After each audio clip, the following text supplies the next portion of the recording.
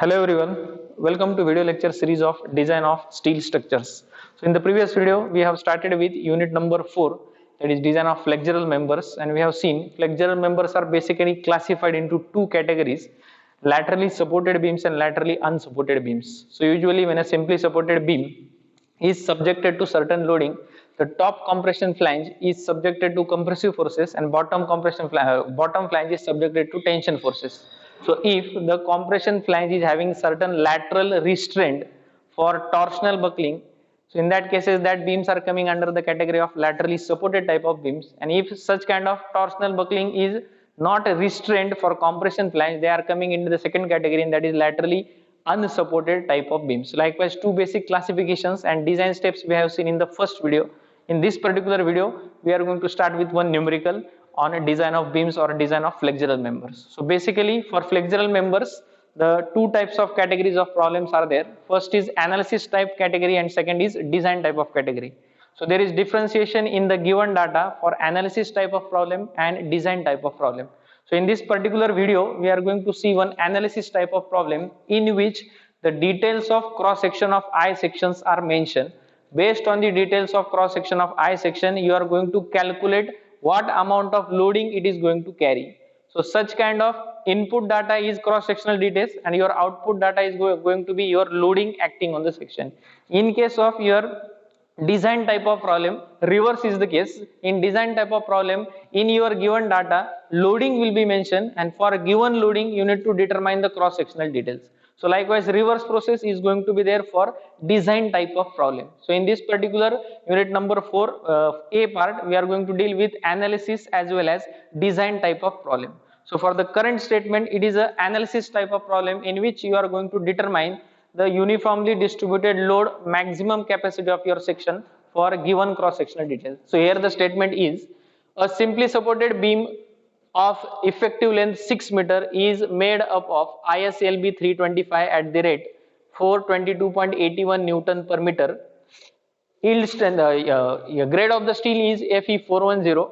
You need to determine the maximum UDL that it can withstand to be safe, assuming flange is laterally supported. So the conditions are given, your flange is laterally supported, correct? So initially step number first is defining your given data from the statement.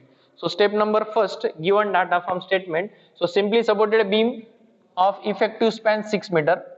Effective span is given as 6 meter, that is the first data. Again it is made up of ISLB 325, Indian standard lightweight beam is given, 325 depth at the rate 422.81 Newton per meter. Again grade of steel is Fe410. So ultimate strength Fu you can write 410. Yield strength is 250 MPa. Now partial safety factors gamma m0, gamma m1, 1.10, 1.25, and the details or properties of your given section. So section ISLB 325 is mentioned. From steel table we are going to define or write down the properties of section. So properties likewise: area of the section, total depth of section, H1 height, correct? So this H1 height is nothing but it is by consideration of thickness of flange and radius at root, correct? So H1 value, width of flange, thickness of flange, thickness of web, radius at root, R1 value. So two types of radius we have seen: radius at root at the junction of web and flange, and second is radius at toe, that is at your overhang portion. Then moment of inertia about z axis, that is nothing but Ixx value, and plastic section modulus. So plastic section modulus is given in annexure H, page number 138 of your IS 800. So plastic section modulus is going to be considered for your analysis, as we are adapting limit state method in which plastic analysis is used. And in case of plastic analysis, plastic section modulus is going to come into picture. So when the member is subjected to certain loading, plastic hinge rotations are verified or they are generated, and because of that strength of your section is going to increase. So already shape factor part, that is elastic section modulus to plastic section modulus, plastic section modulus to elastic section modulus part you have seen at your second year level, that is strength of material, shape factor and plastic section modulus, or that ratio, correct? So similar we are going to assume here, that value we have directly taken from your IS code, IS 800, from page number 138. Suppose in examination or for some cases for rectangular section this value is not available, you can directly multiply the elastic section modulus with 1.1 value in order to get the value of plastic section modulus, correct? So we are having Initially, the design bending strength value MD, design bending strength value is given as beta B into ZpZ into Fy divided by gamma m0. So already in the introductory video we have seen the calculation of bending strength depends upon two conditions, whether it is a low shear condition or high shear condition. That is 0.6 Vd value, that is 0.6 multiplied by desired shear strength value. If it is greater than maximum factored shear force, it is the low shear condition, and if this particular value is greater than maximum shear factored shear force, it is a high shear condition.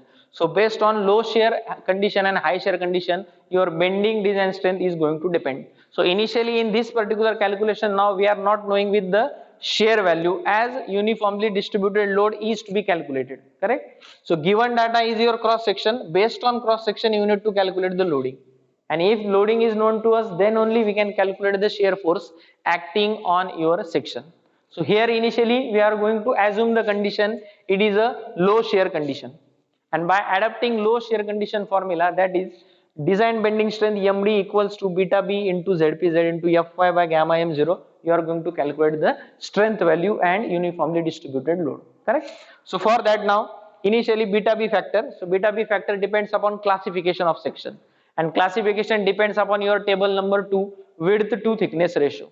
So for I section, width to thickness ratio initially for flange, that is width of flange by 2, half of the value divided by thickness of flange, we are getting that is 8.4, which is less than 9.4 value, so it is coming under the category of plastic section. Similarly for your web portion, so it is H1 by TW, H1 we have already written from steel table, so that value is 38.07, again it is less than plastic class, that is 84 epsilon, so again the section or web portion is in plastic.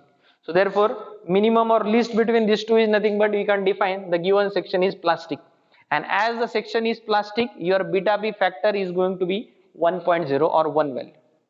Then next is your bending strength calculation MD value. So beta B is calculated, plastic section modulus we have taken from annexure X, annexure H, that is page number 138. Now you can calculate the bending strength of your section. So design bending strength MD equals to beta B into plastic section modulus multiplied by yield strength divided by partial safety factor 1.1.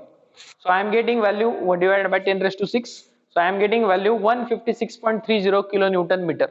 So this is the design bending strength of your section. Maximum moment capacity of your section is 156.30 kilonewton meter. Now equating this particular design bending strength with maximum bending moment capacity. So maximum bending moment capacity for uniformly distributed simply supported beam is WL square by 8.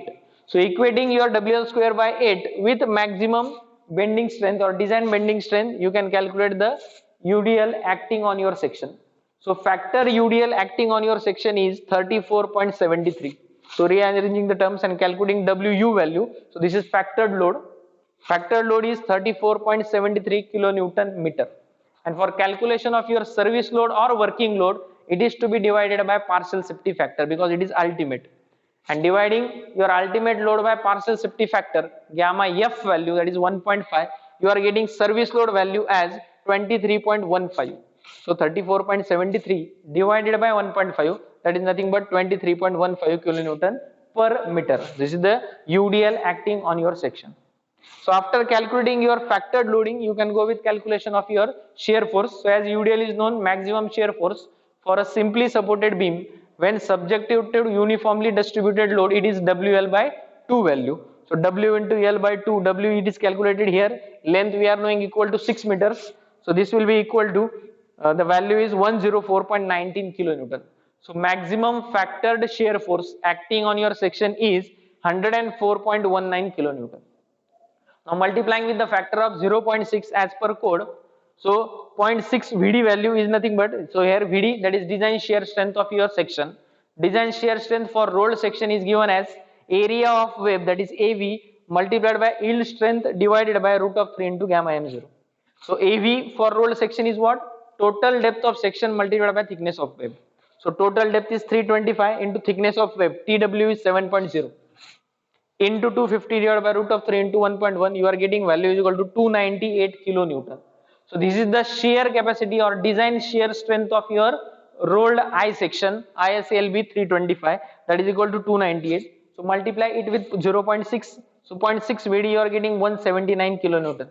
So 179.10 kilonewton. So here you can observe that your maximum shear force is 104 and your design strength 0.6 VD is 179. So in short, your 0.6 VD value is greater than maximum factored shear force. Therefore, it is a low shear condition. So low shear condition. Already our assumption was low shear condition. So assumption we have satisfied here, and you can go for further calculations. So value is low shear condition. After going for your design calculation of bending strength and shear force, now go for checks. So first check is check for your web buckling. So for web buckling, formula is given as FWB, B into TW multiplied by FCD. So this FCD is design compressive stress, and design compressive stress depends upon your slenderness ratio. So slenderness ratio is given as 2.45, that is KL by R value. So directly written formula we are writing here, 2.45 into H1 or D1 divided by thickness of web. So H1 value we are known in given data, H1 value. So 2.45 into H1 by TW, I am getting slenderness ratio 93.28. So directly using buckling class C, table number 9C, I am getting by interpolation FCD value, design compressive stress value 116.41. So calculating your buckling strength of web or web buckling strength FWB, FCD value is calculated here, B multiplied by TW. Now this B is nothing but it is stiff bearing length, and stiff bearing length is classified into two categories. Either stiff bearing length is for reaction, that is acting from bottom side to upwards, or it is for concentrated load which is acting from top side towards your beam. So concentrated loads are acting on the beam and reactions are opposite to your beam cross section. So stiff bearing length BW, by assuming 100 mm, if it is not given in the numerical, you assume stiff bearing length 100 to 150 mm, in that range. So I am assuming B value or stiff bearing portion is equal to 100 mm. So 100 mm plus H by 2 value for single dispersion. In case of double dispersion for concentrated load, it is going to be H by 2 plus H by 2. So already this part we have seen in the previous video, theoretical video. So here as we are calculating for only reaction, dispersion is going to be only from one side, and that is for H by 2 value. So stiff bearing portion plus H by 2, I am getting 262.5. So putting all the values here in web buckling strength FWB, I am getting final answer as 213.90 kilonewton. So the strength of your web for buckling against buckling is 213, but it is going to be subjected for only force 104. Therefore it is safe in web buckling. Similarly, check for web crippling. So web crippling is generally folding of your web portion over your flange portion. So this folding we are going to check with the help of FW value or FWC crippling, that is nothing but area effective into yield strength of web divided by partial safety factor gamma m0. Now for this B1 value you need to calculate, or area effective is calculated as B1 multiplied by thickness of web. Now B1 is again classified based on your dispersion. For reaction it is one side dispersion, and for concentrated load it is two side dispersion. So here that is calculated as B plus N1 value. B we have assumed here 100, same value you are going to consider here, and N1 is what, 2.5 multiplied by your thickness of flange plus R1 value. As per code, your dispersion is for a value of thickness of flange plus R1 to a slope of 2.5. So 2.5 into 9.8 plus 16, I am getting width value is equal to 164.5. So in this particular formula, area effective you are requiring width value into thickness. So width we are defining as 164.5, and thickness is your thickness of web value we are knowing. Therefore it is calculated as 164.5 into 7.0 multiplied by 250 by partial safety factor 1.1. You will be getting answer 261.70. So again your web against buckling is having capacity to take 261 kilonewton load, but it is going to subjected to a force of only 104 kilonewton. Therefore again it is safe for web crippling also. There will be no folding of your web portion over the flange. So this is the second check adapted for your design. After web buckling, second check we are going for web crippling. Now third check, that is check for deflection. Now already standard formula, when uniformly distributed load is acting on a simply supported beam, the deflection because of service load we are going to calculate. So that is given as 5 upon 384 WL raised to 4 upon EI. So using that only, W value already we have calculated for service load, that is 23.15 kilonewton per meter. So putting the value E is nothing but modulus of elasticity 2 into 10 raised to 5 for steel, and again moment of inertia about z axis. So that value you are knowing 9874.6 into 10 raised to 4. So we are getting actual deflection delta value is 19.78 mm. Because of service loads, your deflection is going to be 19.78 mm. And according to your table given in IS 800, maximum deflection for simply supported section is in the range of span by 300 to span by 240. So that value is, it should be in the range of 20 to 25 mm. So this is the maximum possibility of deflection, and our deflection according to loading is what? Only 19.78. So in short, it is within the limit. Deflection is within the limit. So likewise for analysis problem, based on the given data, that is cross sectional details, initially you have calculated the loading, that is factored load and working load, and for that you have satisfied the condition whether it is a assumed condition, that is low shear condition is satisfied, and for that design you have checked for web buckling, web crippling and deflection check. So likewise total 6 number of steps will be required in case of your analysis type of problem. Similar type of step will be there for design type of problem, only there will be change in your given data. Instead of mentioning the cross section, they will mention the loading acting on your section. Based on loading, you need to calculate the bending moment, shear force, and from steel table you need to select a proper suitable section based on the requirement of section modulus, and for that section modulus you need to again go for these checks, that is web buckling check, web crippling check and deflection check. So here the numerical is completed, that is analysis of your flexural members or design of your beams. From that you have calculated the loading. In the next video we will see some of the numericals based on design type of your beams. So thank you.